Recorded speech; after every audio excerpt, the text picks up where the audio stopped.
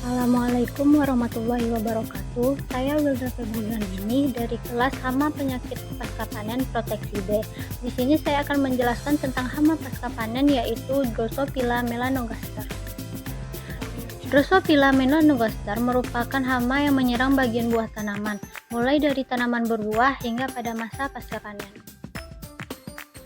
Kisaran inang yaitu jambu biji, pepaya, belimbing, mangga, melon, apel, cabai merah, dan tomat. Klasifikasinya yaitu Kingdom Animalia, Phylum Arthropoda, kelas Insecta, Ordo Diptera, famili Drosophilidae, subfamili Drosophilinae, genus Drosophila, spesies Drosophila melanogaster.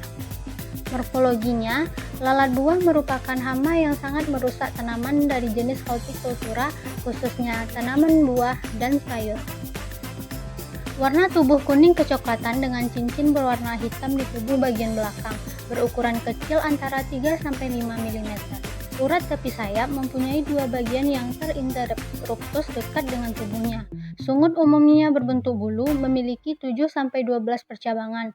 Crossvan posterior umumnya lurus, tidak melengkung. Mata majemuk berbentuk bulat agak elips dan berwarna merah.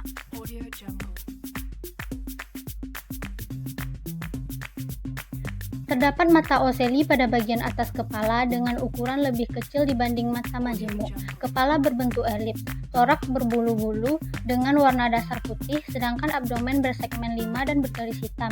Sayap panjang berwarna transparan dan posisi yang bermula dari toraks. Drosophila betina berukuran lebih besar dari Drosophila jantan. Siklus hidup. Lalat buah tergolong holometamorfa, termasuk metamorfosis sempurna melalui fase telur, larva, pupa, dan imago. Drosophila sp akan menghasilkan keturunan baru dalam waktu 9-10 hari jika dipelihara pada suhu 25 derajat Celcius dalam kultur segar, 5 hari pada tahap telur dan tahap larva, lalu 4 hari pada tahap pupa.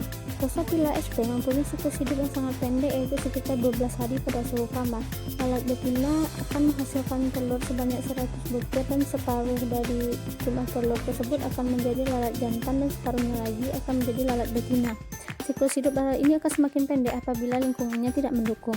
Perkembangbiakan Drosophila dimulai setelah terjadi fertilisasi antara jantan dan betina, di mana proses tersebut terdiri dari dua periode, yaitu pertama periode embrionik di dalam telur pada saat fertilisasi sampai pada saat larva muda menetas dari telur, dan ini terjadi dalam waktu kurang lebih 24 jam. Pada saat kondisi demikian, larva menjadi tidak berhenti-henti untuk makan. Periode kedua disebut perkembangan postembrionik yang dibagi menjadi 3 tahap, yaitu larva, pupa, dan imago.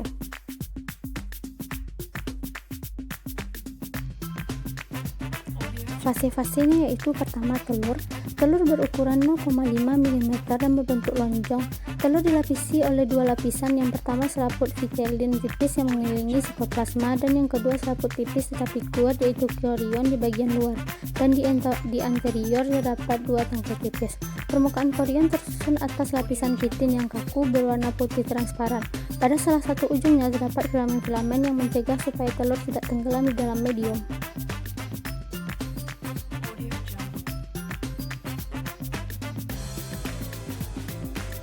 Selanjutnya larva instar 1, larva instar 2, dan larva instar 3. Telur menetas menjadi larva dalam waktu 24 jam. Larva berwarna putih, memiliki segmen, bentuknya menyerupai cacing, mulut berwarna hitam dengan bentuk kait sebagai pembuat lubang. Pada stadium ini, aktivitas makan semakin meningkat dan geraknya relatif cepat. Drosophila sp pada tahap larva mengalami 2 kali molting. Tahap antara molting 1 dengan selanjutnya disebut instar.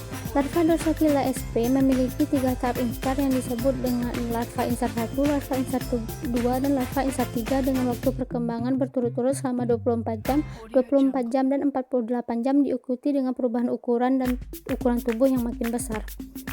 Selanjutnya prepupa, pupa.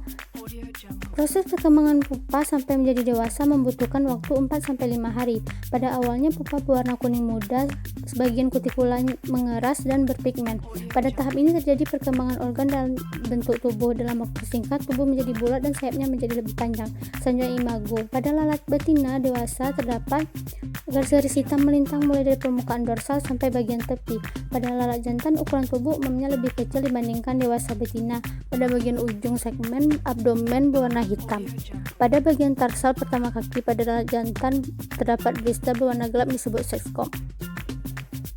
Ini merupakan hasil biakan sendiri yang diperoleh yaitu larva, pupa, dan imago.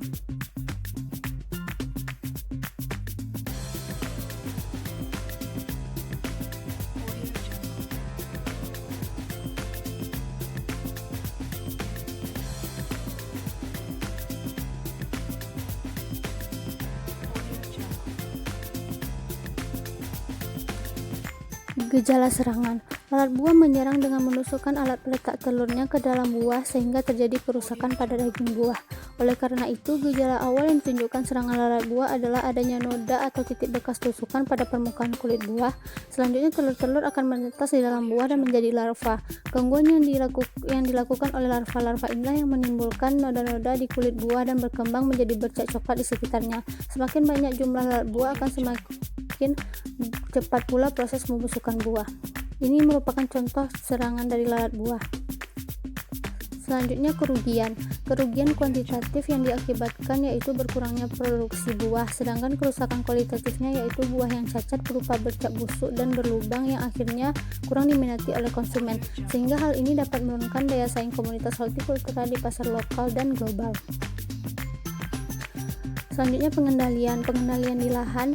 Yang pertama, pemeliharaan tanah. Ini bertujuan agar pupa yang berada di dalam tanah terkena sinar matahari dan akhirnya mati. Selanjutnya, sanitasi yang baik. Ini bertujuan untuk memutus siklus hidup lalat buah. Buah yang terdapat gejala harus segera dibuang dan dibakar atau direndam. Selanjutnya, pembungkusan buah.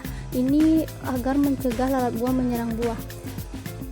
Selanjutnya, penggunaan tanaman perangkap seperti kemangi, tanaman kayu putih, dan tanaman yang bersifat sinergis seperti pala. Tanaman ini mempunyai bahan aktif yang disukai oleh lalat buah sehingga dapat teralihkan dari tanaman budidaya.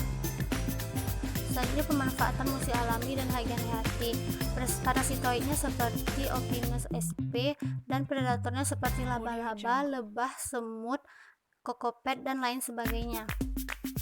Penggunaan perangkap antraktan ini disebut efektif, mudah, dan ramah lingkungan. Selanjutnya, secara kimiawi dapat dilakukan dengan penyemprotan insektisida dan melakukan pengasapan di sekitar lahan, tetapi cara ini tidak terlalu dianjurkan karena tidak ramah lingkungan.